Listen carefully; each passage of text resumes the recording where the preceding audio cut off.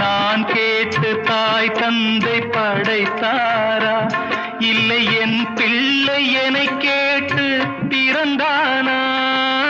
தெய்வம் செய்த பாவம் இது போடி தங்கச்சி, கொன்றால் பாவம் தின்றால் போச்சு இதுதான் என் கட்சி. ஆதி வீடு அந்தம் காடு இதில் நான் என்ன, அடியே நீ என்ன ஞான பெண்ணே? வாழ்வின் பொருள் என்ன, நீ வந்த கதை என்ன? தெய்வம் தந்த வீடு வீதி இருக்கு,